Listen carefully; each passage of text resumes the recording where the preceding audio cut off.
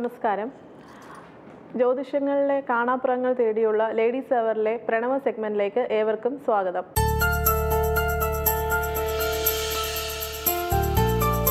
ഇന്ന് നമുക്കിവിടെ നമ്മുടെ ജ്യോതിഷ സംബന്ധമായ സംശയങ്ങൾക്ക് മറുപടി പറയാനായിട്ട് ഇവിടെ എത്തിയിരിക്കുന്നത് ജ്യോതിഷാചാര്യൻ KV സുഭാഷ് തന്ത്രി സാറാണ്. സാറിനെ നമുക്ക് ഈ സെഗ്മെന്റിലേക്ക് സ്വാഗതം ചെയ്യാം. സ്വാഗതം സാർ. നമസ്കാരം. ജനുവരി 26 ഒട്ടുമിക്ക ആളുകളും ശ്രദ്ധയോടെ കാത്തിരിക്കുന്ന ഒരു ദിവസമാണ്. കാരണം 26-ാം തീയതി ശനിയുടെ ഭാവപകർച്ച ഒരുപാട് നാളുകാർക്ക് എങ്ങനെയെല്ലാം അവരുടെ ജീവിത രീതികളെ ബാധിക്കുമെന്ന് നമുക്ക് സാറിനോട് ചോദിച്ചറിയാം. സാർ, എങ്ങനെയാണ് 26-ാം തീയതി ആ ശനിയുടെ പകർച്ച സംഭവിക്കുന്നതെന്ന് പറയുമ്പോൾ മറ്റുള്ളവർക്ക് ഫീൽ ആവുന്നത്?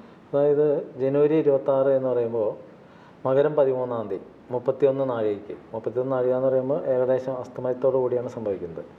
ആ സമയത്താണ് ശനി വൃശ്ചികൻ രാശിയിൽ നിന്ന് ധനുരാശിയിലേക്ക് മാറി വരുന്നത്. അപ്പം അങ്ങനെ വരുമ്പോൾ ഇതിനകത്തൊരു കാര്യം നമ്മൾ മനസ്സിലാക്കേണ്ടത്, ഈ വ്യാഴം, ശനി, രാഹു, കേതുക്കൾ ഈ 4 ഗ്രഹങ്ങൾക്കും, അതായത് ഒരു വർഷത്തിന് മേലെ ഒരു രാശിയിൽ ഉറച്ചു നിൽക്കുന്ന ഗ്രഹങ്ങളാണ് ഇവ 4 പേര്. ഇങ്ങനെ ഈ 4 ഗ്രഹങ്ങളും മാറി വരുമ്പോൾ നമ്മളുടെ ജ്യോതിഷത്തിൽ ഇപ്പോൾ 1192-ാം ആണ്ടാണ് സംഭവിച്ചുകൊണ്ടിരിക്കുന്നത്. മലയാള വർഷം കൊല്ലവർഷം 1192-ാം ആണ്ടാണ്. ഈ 1192-ാം ആണ്ട് എന്ന് പറയുന്നത് തന്നെ, അതായത് നമ്മുടെ ജ്യോതിഷവും ആ കാലഗണനയൊക്കെ വന്നിട്ട് ഒത്തിരി യുഗങ്ങളായി എന്നാണ് നമ്മളെല്ലാം വിശ്വസിക്കുന്നത്. അപ്പോൾ അങ്ങനെ ചിന്തിക്കുമ്പോൾ ഈ 1192 നിങ്ങൾ എപ്പോഴെങ്കിലും ചിന്തിച്ച് നോക്കേണ്ടതാണ്. ഈ 1192 എവിടെ നിന്നാണ് ഇത് വന്നത്? കാരണം ക്രിസ്തുവർഷം 2017 എന്ന് പറയുമ്പോൾ കൊല്ലവർഷം 1192 അത്രയും പിന്നിലാണ് നിൽക്കുന്നത്. അപ്പോൾ അതിൻ്റെ കാര്യത്തിലേക്ക് വിശദമാക്കിയാലാണ് ഇതിൻ്റെ പൂർണ്ണതയിലേക്ക് എത്താൻ പറ്റും. അപ്പോൾ ഈ 1192 എന്ന് പറയുന്നത് പണ്ട് കാലങ്ങളിൽ തിരുവനന്തപുരത്ത് ഇന്ന് 30-ാം തീയതി ആണെങ്കിൽ, മലയാള മാസം 30-ാം തീയതി ആണെങ്കിൽ അത് എറണാകുളത്ത് 1-ാം തീയതി ആയിരിക്കും. അതേപോലെ തൃശ്ശൂർ ചിലപ്പോൾ 2-ാം തീയതി ആയിരിക്കും. പിന്നെ കണ്ണൂർ, കാസർഗോഡ് ആ ഭാഗങ്ങളിലേക്ക് ചെല്ലുമ്പോൾ ചിലപ്പോൾ 3-ാം തീയതി ആയിരിക്കും. അങ്ങനെ അന്ന് നാട്ടുരാജ്യങ്ങളായിരുന്നു. അപ്പോൾ ഈ നാട്ടുരാജ്യങ്ങളിലെല്ലാം ഓരോ ദിവസങ്ങൾ ഈ മലയാള സംക്രമം നടക്കുന്നതും ഈ ദിവസങ്ങൾ വരുന്നതും 1-ാം തീയതി വരുന്നതെല്ലാം മാറി മാറി ആ ഒരു രീതിയിലായിരുന്നു നമ്മളുടെ ഭാരതീയ ജ്യോതിഷം ഗണിച്ചു വച്ചിരുന്നു. അത് ഏകീകരിച്ചത് ഈ 1192 വർഷങ്ങൾക്ക് മുമ്പാണ് ഇതെല്ലാം കൂടി ഏകീകരിച്ചത്. ഇന്ത്യയിൽ മൊത്തത്തിൽ ഏകീകരിച്ചിട്ടുണ്ട്. എന്നിരുന്നാലും നമ്മുടെ കേരളത്തിലും തമിഴ്നാട്ടിലൊക്കെ ഒരു ദിവസം വ്യത്യാസം വരുന്നുണ്ട്. ഇവിടെ പറയുന്ന മലയാളം 1-ാം തീയതി, അവിടെ തമിഴ് 1-ാം തീയതിക്ക് ഒരു ദിവസം മാറ്റം വരുന്നുണ്ട്. അപ്പോൾ കേരളത്തിൽ അത് 1192 വർഷത്തിൻ്റെ പഴക്കമാണ് ഈ ഏകീകരണത്തിൽ സംഭവിച്ചത്. അപ്പോൾ ആ 1192 വർഷം കണക്ക് കൂട്ടുമ്പോൾ നമുക്കൊരു വർഷത്തിൽ 365 ദിവസമാണ് കണക്ക്.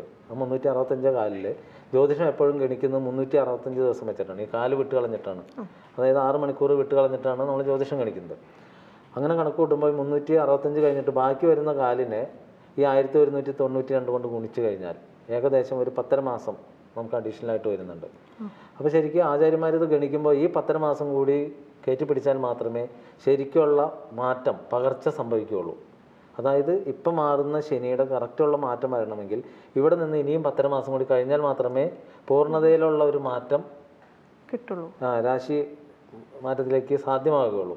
അപ്പോൾ പലരും ഇത് അംഗീകരിക്കാത്തതിൻ്റെ കാരണം, ഈ ഒരു സംഭവം കണ്ടുപിടിച്ചത് അഗസ്ത്യ മഹർഷിയുടെ ശിഷ്യനായ പുൽപ്പാണി മഹർഷി എന്ന് പറയുന്നൊരു ആചാര്യനാണ്. അപ്പോൾ ചില ആചാര്യന്മാർ ഈ മഹർഷിയുടെ തത്വങ്ങൾ അംഗീകരിച്ചും പിന്നാലെ പോകുന്നുണ്ട്. ഏകദേശം 90% ആചാര്യന്മാർ ഇത് അംഗീകരിക്കുന്നില്ല. അപ്പം അങ്ങനെ വരുമ്പോൾ ഈ ജ്യോതിഷം പിഴയ്ക്കുന്നതിൻ്റെ ഒരു കാരണം ഈ ആചാര്യന്മാർ പലതും അംഗീകരിക്കാൻ കാണിക്കുന്ന ഒരു വൈമുഖ്യം. അപ്പോൾ അവർ പലരും പറയുന്നത് എന്താണെന്ന് വെച്ചാൽ ഹോരാശാസ്ത്രം, മാധവീയം, അങ്ങനെ പല പ്രമുഖ പണ്ടത്തെ ആചാര ഗ്രന്ഥങ്ങളിലൊന്നും ഈ വക സംഭവങ്ങളൊന്നും സംഭവിച്ചിട്ടില്ല. അങ്ങനെ ഇല്ലാത്തത് പിന്നെ ഞങ്ങൾ എങ്ങനെ അംഗീകരിക്കും എന്ന് ചോദിക്കുമ്പോൾ ഈ ജനത്തിനെ സംബന്ധിച്ചതൊന്നും അറിഞ്ഞുകൂടാ. കാണുന്നൊരു ആചാര്യൻ അദ്ദേഹം പറയുന്നു അനുസരിക്കുന്നു അല്ലാതെ കണ്ടിട്ട് ഈ അവർ പലരും നമ്മളെ അടുത്ത് വരുമ്പോൾ ചോദിക്കുന്നത് ഈ കണക്കിന് പോയാൽ ഞങ്ങളും ജ്യോതിഷം പഠിക്കേണ്ട വരുമല്ലോ എന്നുള്ള രീതിയിലേക്കാണ്. അപ്പോൾ ഈ ആചാര്യന്മാർക്ക് വരുന്ന പിഴവുകൾ തന്നെയാണ് ഇതിൻ്റെയൊക്കെ അടിസ്ഥാനം. അപ്പോൾ ശരിക്ക് ഈ ശനിയുടെ മാറ്റം എന്ന് പറയുമ്പോൾ ഇതിൻ്റെ മാറ്റം കഴിഞ്ഞിട്ട് വീണ്ടും 10.5 മാസം കൂടി കഴിഞ്ഞാൽ മാത്രമേ ഇതൊരു പൂർണ്ണ ഫലത്തിലേക്ക് എത്തുകയുള്ളൂ. എന്നിരുന്നാലും നമ്മൾ ഗ്രഹനില വരയ്ക്കുമ്പോൾ അല്ലെങ്കിൽ മുഹൂർത്തം നോക്കുമ്പോൾ ഇതെല്ലാം ഈ ശനി ധനു രാശിയിലേക്കുള്ള രീതിയിൽ തന്നെ കാണാൻ പറ്റുള്ളൂ.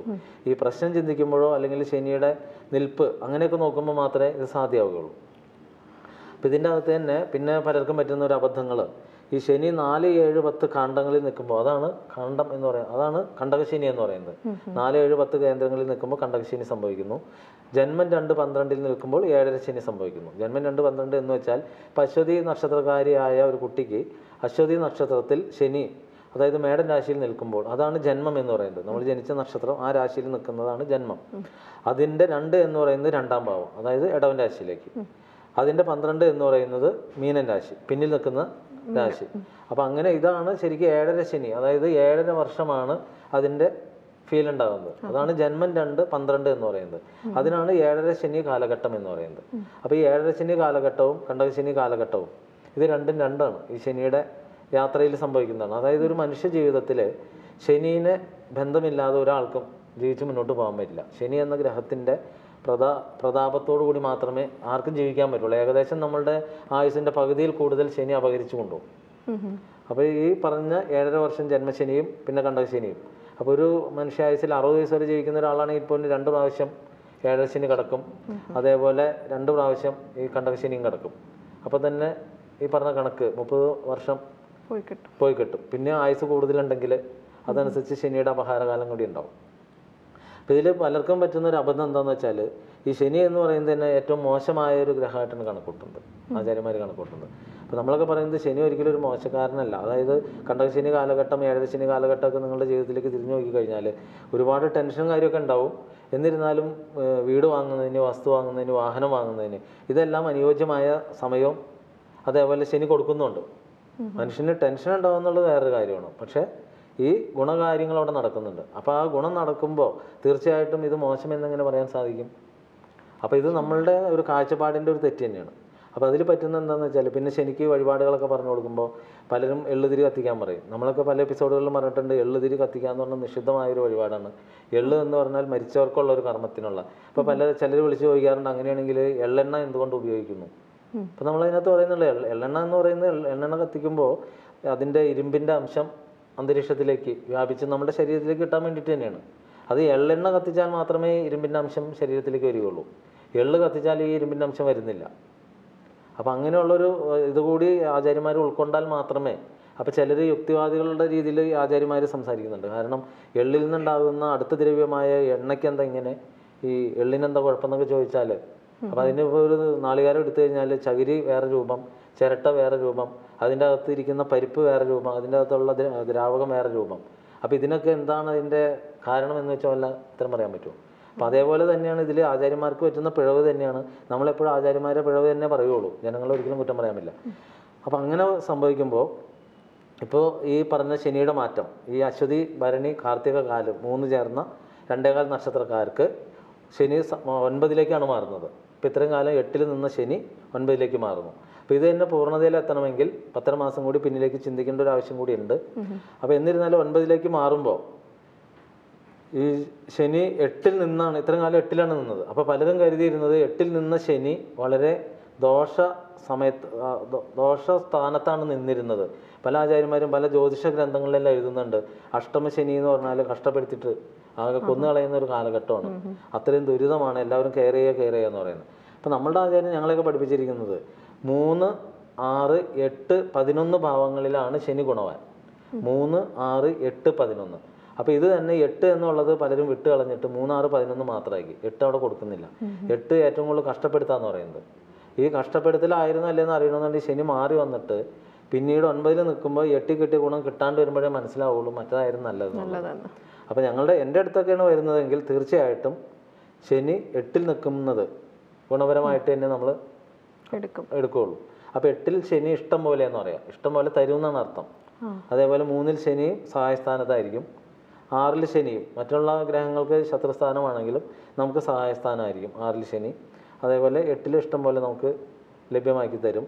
പിന്നെ 11ൽ വരുമ്പോൾ സർവാഭീഷ്ടത്തിലാണ്, അപ്പോഴും ഇഷ്ടം പോലെ തരും. അപ്പോൾ ശനി എന്ന് പറഞ്ഞ ഗ്രഹത്തിനെ ശരിക്കും അപഗ്രഥിക്കാതെ മുന്നോട്ട് പോകുന്നതുകൊണ്ടാണ് പല ആചാര്യന്മാരും ശനി മോശക്കാരൻ എന്നുള്ള രീതിയിലേക്ക് പോകുന്നതിൻ്റെ കാരണം. ഇത് തന്നെ ശനിക്ക് നമ്മൾ വേറെ വഴിപാടുകൾ, ഇപ്പം ഞാൻ എൻ്റെ അടുത്തൊക്കെ വന്നു കഴിഞ്ഞാൽ നമ്മൾ ശനിക്ക് പ്രത്യേകിച്ച് ഒരു വഴിപാടും പറഞ്ഞു കൊടുക്കാറില്ല. ശനിക്ക് ശനിയുടെ മൂലമന്ത്രമുണ്ട്, ശനിസ്തവം എന്ന് പറഞ്ഞിട്ട്. അത് നമ്മൾ പല എപ്പിസോഡുകളിൽ ഇതിനു മുമ്പ് പറഞ്ഞിട്ടുണ്ട്.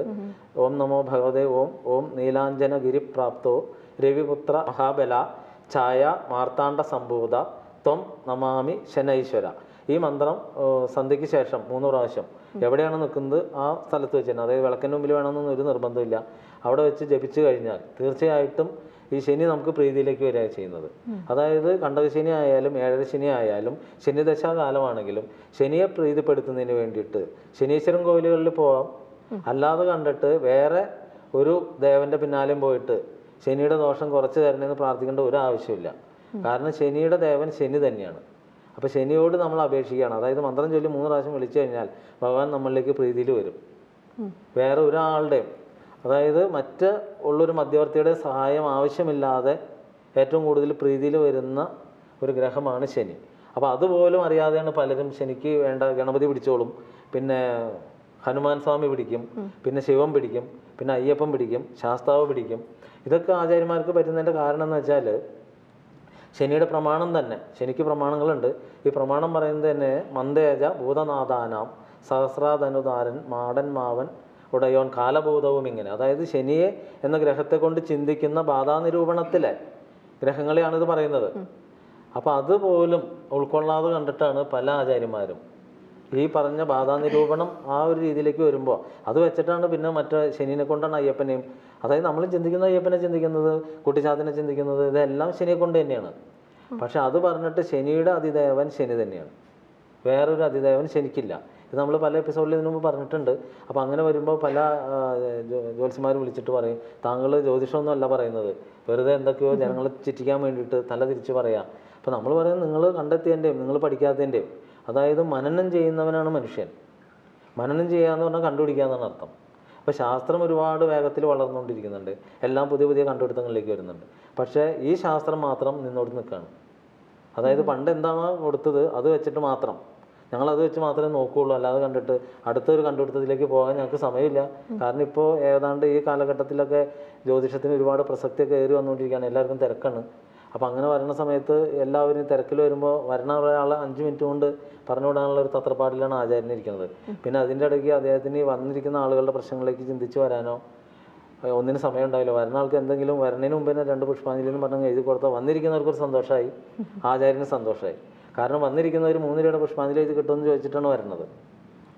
അപ്പം എൻ്റെ അടുത്തൊക്കെ വരുമ്പോൾ ഞാൻ ചോദിക്കുന്നത് നിങ്ങൾ രക്ഷപ്പെടാൻ വേണ്ടിയിട്ടാണോ വരുന്നത്, അതേ പുഷ്പാഞ്ജലിയുടെ കേസ് കേൾക്കാനാണ് വരുന്നതെങ്കിൽ തീർച്ചയായിട്ടും എൻ്റെ അടുത്ത് വരേണ്ട ഒരു ആവശ്യമില്ല.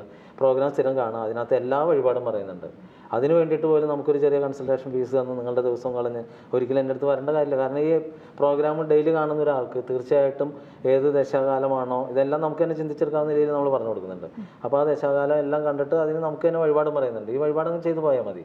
ഇത് തന്നെ ഈ അടുത്ത സമയത്ത് ഒരു അമ്മയും മോളും കൂടി അവർക്ക് വളരെ ദുരിതമാണ്, നോക്കണമെന്ന് പറഞ്ഞ് വന്നിരുന്നു. അപ്പോൾ വന്നു കഴിഞ്ഞപ്പോൾ ചൊവ്വയുടെ ദശാകാലമാണ്, സുബ്രഹ്മണ്യന് പഞ്ചാമൃതാഭിഷേകവും പിന്നെ ഭദ്രകാളി കടുംബായസവും ഭാഗ്യസൂക്തമൊക്കെയാണ് ചെയ്യേണ്ടത്, നിങ്ങൾ ചെയ്യാറുണ്ടോയെന്ന് ചോദിച്ചു.